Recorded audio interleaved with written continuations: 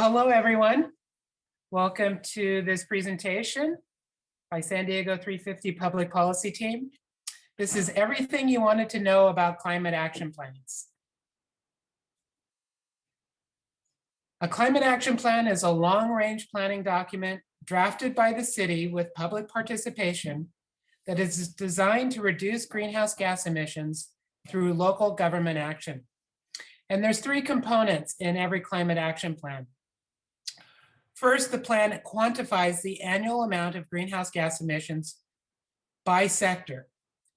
It also identifies target levels to which city plans to reduce their emissions. And third, it charts the strategies, actions, and activities that will enable the municipality to reduce the emissions to their target levels by a certain year. Looking at the state as a whole, you can see that in 1990, this graph illustrates that there was over 400 million metric tons of greenhouse gas emissions right here. And that by 2010, the state was almost at 500 million metric tons. So the goal was to reduce GHGs to 1990 levels by 2020. So you can see here under AB 32, which was passed by the state legislature in 2006, this goal was established, and for the most part, it's been met. The state also has further reduction goals of 40% by 2030 and 80% by 2050. So CAPs need to align their emission reduction goals and targets with those mandated by the state through legislation, executive orders from the governor, and regulatory policies like those of the California Air Resources Board and the Public Utilities Commissions. Now, state policies and actions actually accounted for an estimated 75% or more of local emission reductions in the last 10-year period. So local cities really rely on the state to enact those sort of laws that will cause significant emission reductions. Some examples of these policies include requiring utility companies to procure at least a third of their electricity from renewable energy resources and establishing higher MPG requirements for vehicles, which is allowed under an EPA waiver. The key sectors in each CAP include the energy sector, transitioning from gas-burning power plants to renewable energy sources through CCA programs. That stands for Community Choice Aggregation, also called CCE. These programs allow cities to directly procure electricity. Buildings. Replacing space and water heater systems with electric systems, improving energy efficiency. Land use is another sector, halting sprawl development and zoning for smart growth, including designing walkable neighborhoods. And finally, solid waste, diverting green waste and organic waste from landfills. These are the wastes that over time create methane emissions. So it's really important for cities to meet the new state law that requires 75% reduction. And some cities are even shooting for zero waste. Other sectors that require regional collaboration are the transportation sector. Emissions are highest in this sector. It involves strategies like reducing vehicle miles traveled by building better public transit systems, making public transit faster, more convenient, safe, and affordable, and building alternate modes of transportation, which includes bike lanes and pedestrian crossings, things like that, to make those modes safer. Another sector is water and wastewater emissions, including water transport and treatment, sewage treatment and disposal. And finally, the County of San Diego is responsible for reducing emissions from agricultural activities. One strategy is something called regenerative agriculture. So every CAP starts with the greenhouse gas inventory, because you have to know where you're at before you can reduce. And the first inventory was prepared by SanDiego with help from EPIC, the research center at USD. The first inventory was completed in 2008 for the 2006 year of greenhouse gas emissions. And the most recent database provided to cities is the 2018 greenhouse gas inventory, which was released last year. And once again, the largest sectors for greenhouse gas emissions were transportation at around 50%, energy use around 30% of emissions, and buildings around 15 to 20% of emissions. Now, there's different timeframes or that cities adopt within their caps. They follow those adopted by the governor and state legislature in various laws and executive orders. So generally, the CAP has goals for 2020 and 2035, but as they update their caps, some cities are considering more ambitious goals and aggressive timeframes. As we know, climate scientists have warned us that we have at most 10 to 12 years to keep warming below 1.5 C. So cities are responding by looking at ways that they can speed up these programs. Now, the governor issued an executive order in 2018 to achieve carbon neutrality in California by 2045.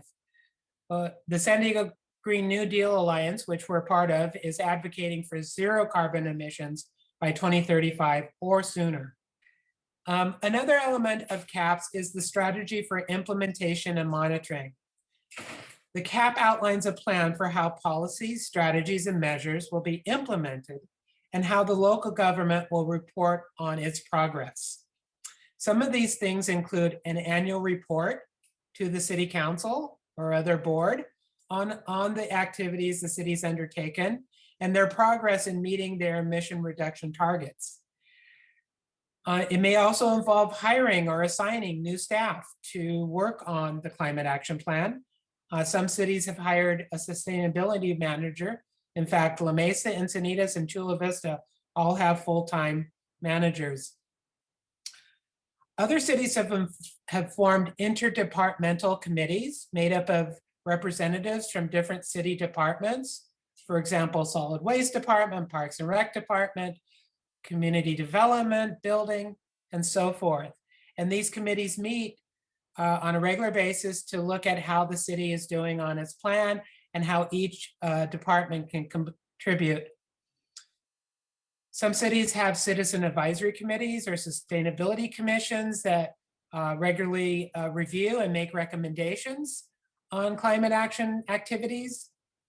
The city of San Diego hired an outside auditor to take a look at how well their sustainability department has done over the past 5 years in implementing its climate action plan.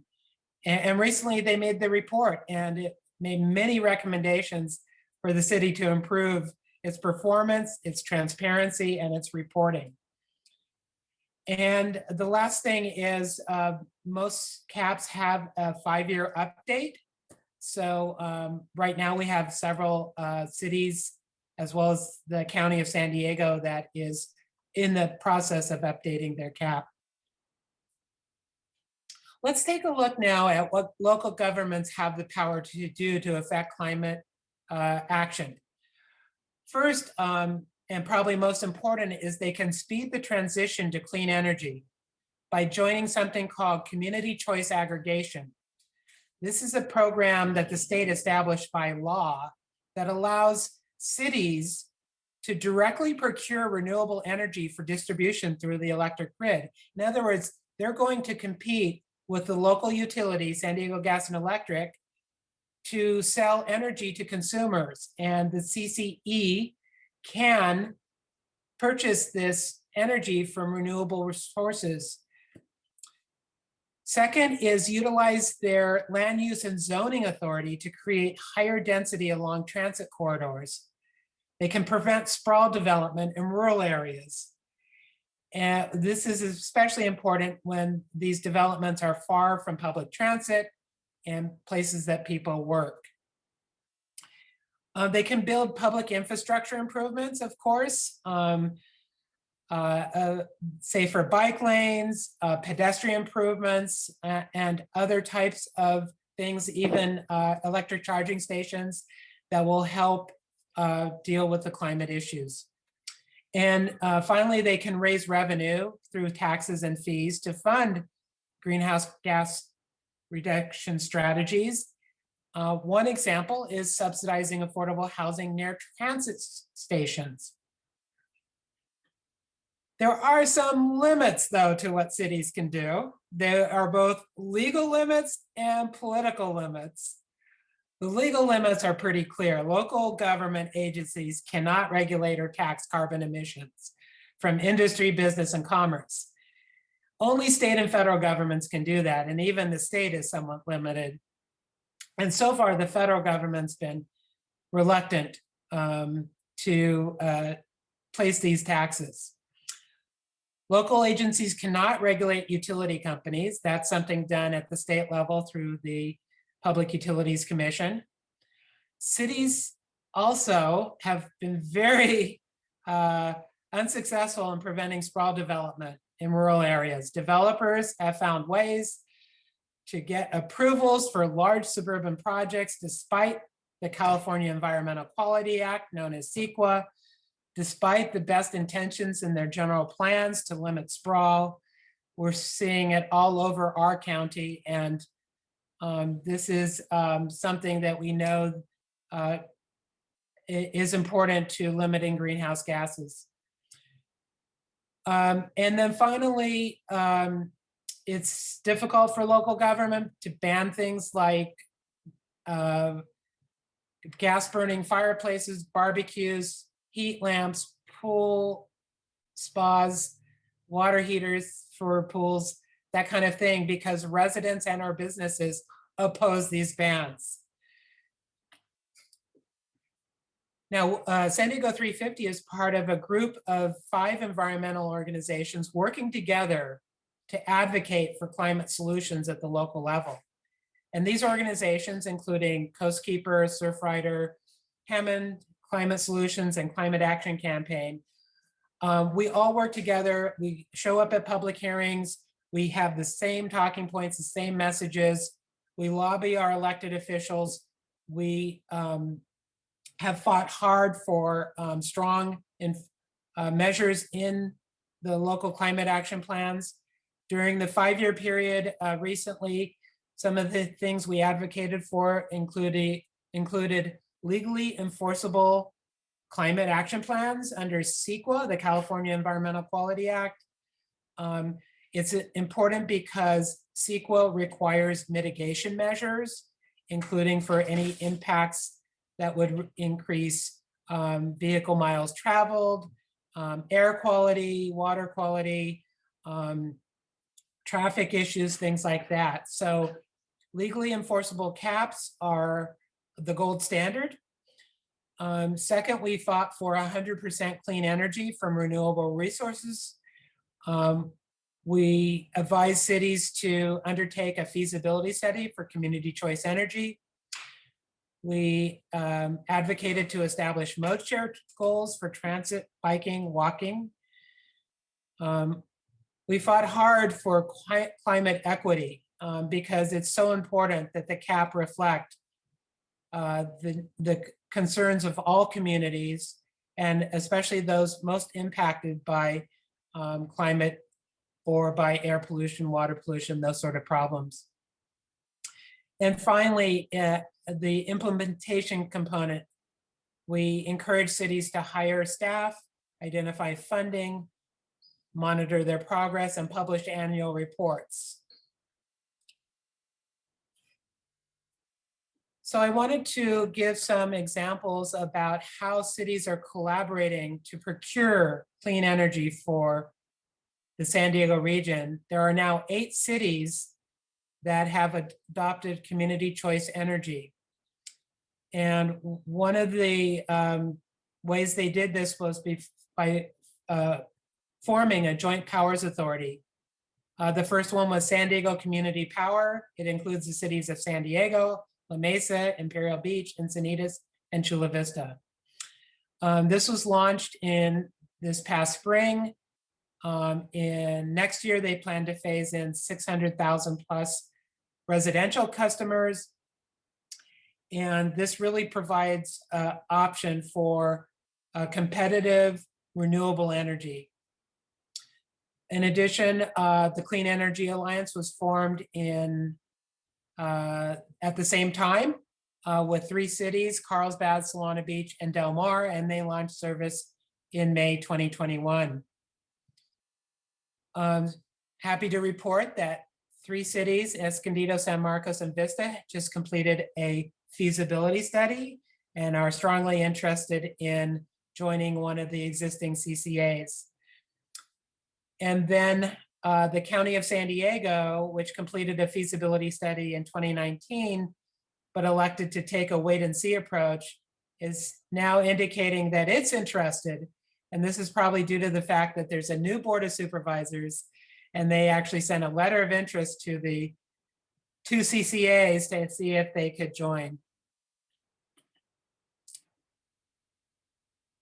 San Diego Community Power is now offering in its base plan 50% renewable energy plus 5% greenhouse gas free. That's the hydropower. And this is competitively priced with SDG&E. While SDCP is at 50%, SDG&E only has 31% renewable energy in its portfolio. So already SDCP is offering 50% more renewable energy. But every customer in the SDCP program can power up to 100% clean energy to reduce their carbon footprint. This is a way to transition more rapidly to 100% clean energy for the entire region. So why is CCA the most important action that a city can take? Well, some estimates from the Climate Action Campaign show that in the first 10 years of operation, SDCP has the potential to reduce greenhouse gas emissions by almost 2 million metric tons. They will generate $1.5 billion in revenue, that's projected. And with this money, they plan to invest in clean energy programs and projects in our region. SDG&E pays out their profit to shareholders. This is a way that the money gets reinvested into our community, creating green new jobs and businesses. It's also expected that with these investments, SDCP will create 1,000 megawatts of local generation capacity, and along with this battery storage capacity, which will reduce the need for peaker plants. So other city strategies to reduce carbon emissions, including make public buildings and city operations more energy efficient. And this is included in almost every CAP that I've seen.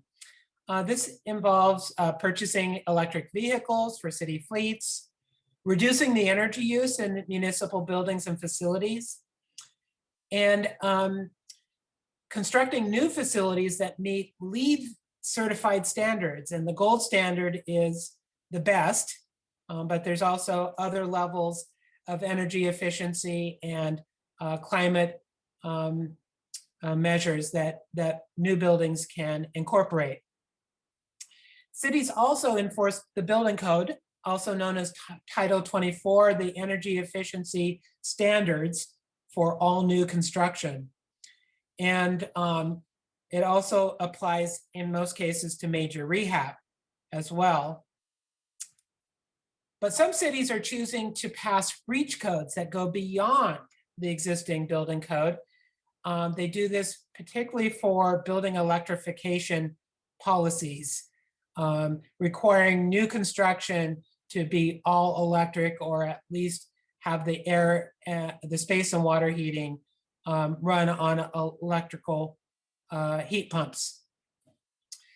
And finally, some cities have adopted green building programs where the city itself will provide incentives for developers to build green.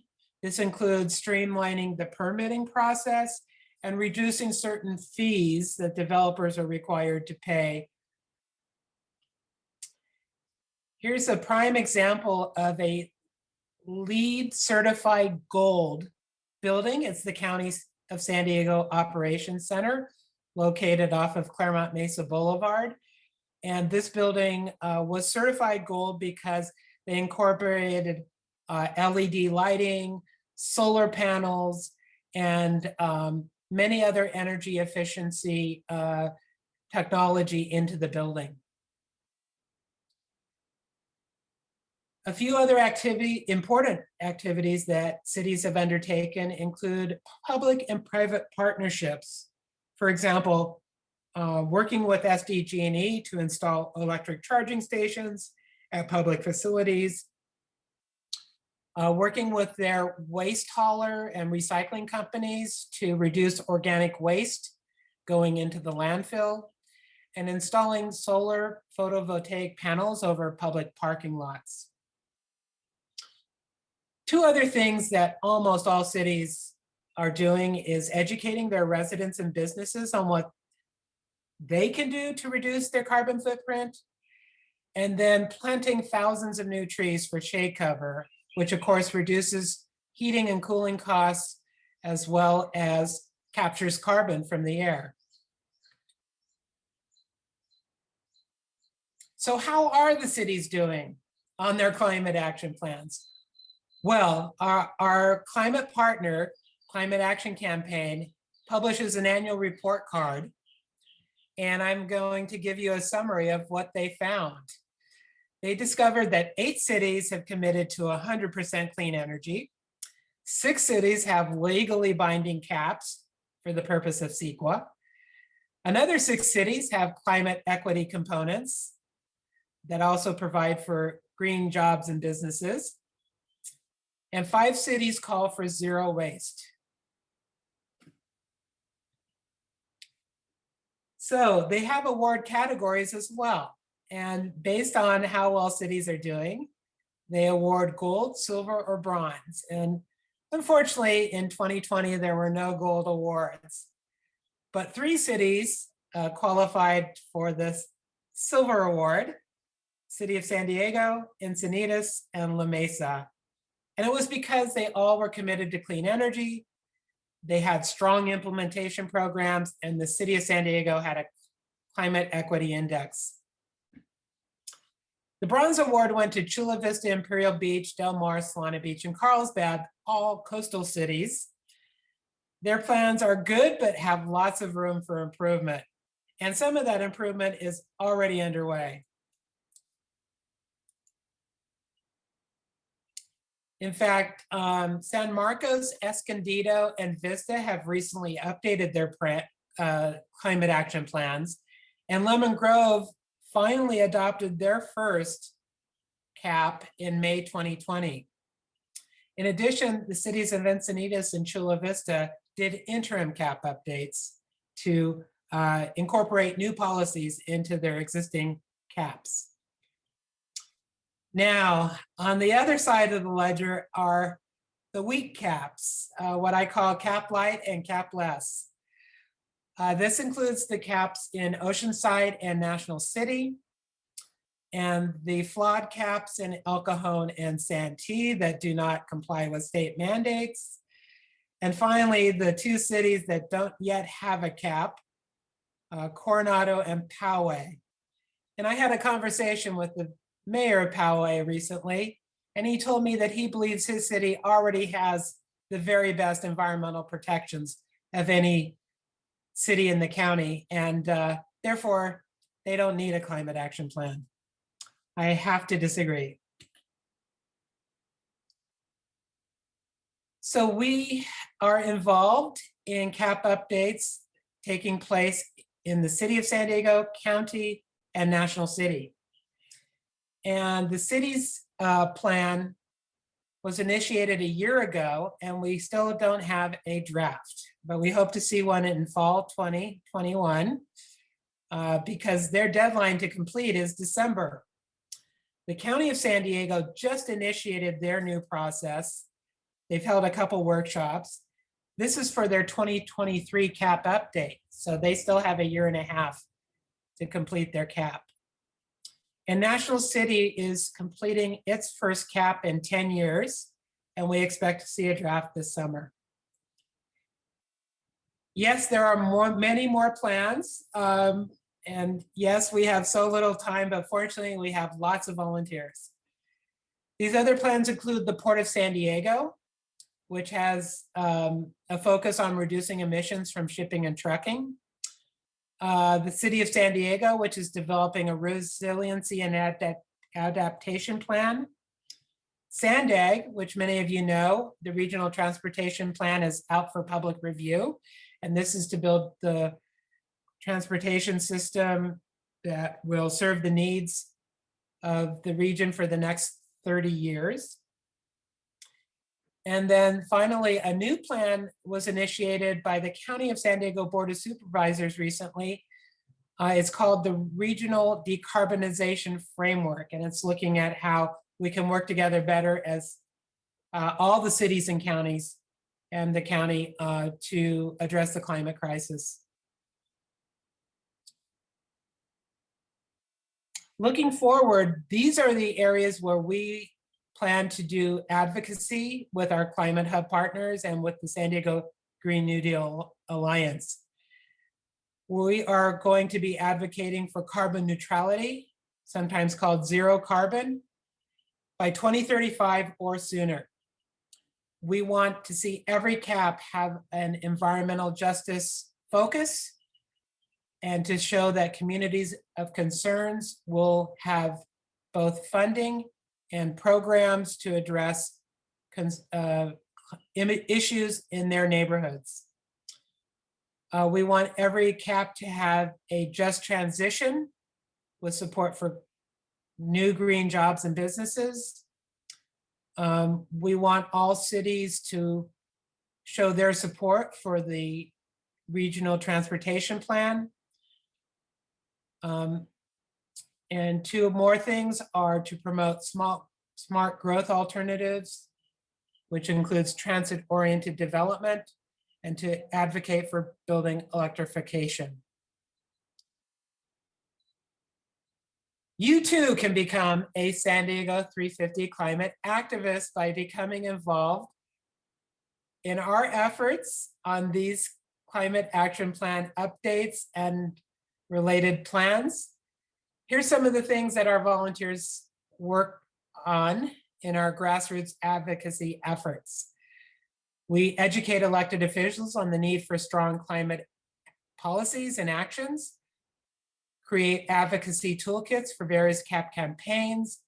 We lobby on proposed policies and encourage cities to identify funding, attend public CAP workshops and meetings to provide comments. We circulate messages on social media and participate in our own internal working groups to strategize specific policy issues and develop campaigns. So you're all invited to join the SanDiego350 CAP and Renewable Energy Committee. We meet on the third Wednesday of each month at 4 o'clock. For more information, you can contact me at the link below. Thanks everyone for listening, and hope to see you in the community fighting for strong climate action.